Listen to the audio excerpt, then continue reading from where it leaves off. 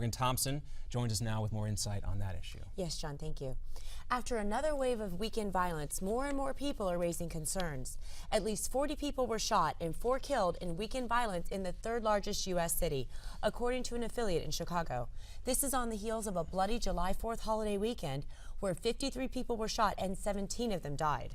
So is Chicago becoming a new Detroit, perhaps another Baltimore or Washington, D.C.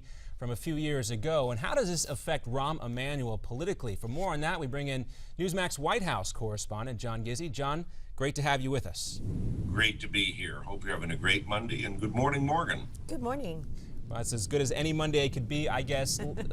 Morgan, let's go ahead and talk a little bit more about this with John. Yes. John, of course, you know, this is impacting Rahm Emmanuel maybe the most right now. You had an interesting discussion with a Democrat, you said, that said this could spell the end of Rahm Emmanuel's political career in Chicago. The Democrat, who's very tied to the Windy City's organized labor movement, told me in no uncertain terms Rahm Emmanuel was already in trouble from the fallout during the teacher strikes last year. A recent We Ask America poll showed him losing to the president of the Chicago Teachers Union, Karen Lewis, by 9 percentage points. By the way, Karen Lewis is a sworn enemy of the mayor who once used some language that I would get us all in trouble for repeating on this program. More significantly, Toni Preckwinkle, who is the president of the Cook County Board of Commissioners. In other words, she is the administrative officer for the city of Chicago and surrounding counties. She defeats him by 24 percentage points, 55% to 31%. And this is someone who practically waltzed into City Hall when he was elected in 2011. Now, I'm curious, gun violence on the whole has really been down in the last decade. This is one of the few cities that we're seeing an increase. It's also one of the few large cities where the chief of police is actually accountable to the mayor. Do you think this plays a part?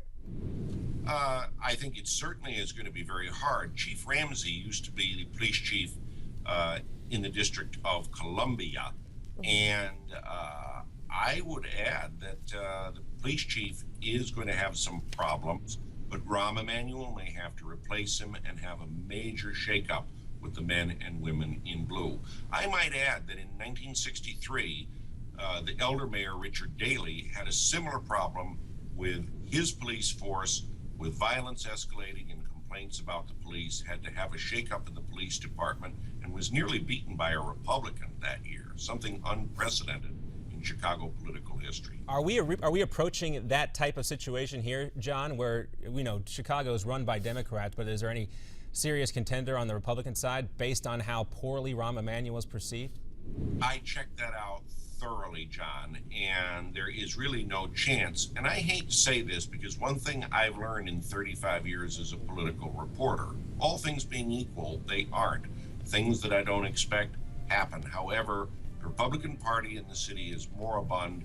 In all likelihood, the next mayor will be someone who is another Democrat, just a different shade of Democrat from Rahm Emmanuel. Yeah, maybe no tie to the president directly. John Gizzi, our Washington correspondent, White House correspondent, always great to check in with you, sir. Always a pleasure, and I look forward to being on with you and Morgan again soon. Thank you so much. And we look forward to having you back, as well as you at home.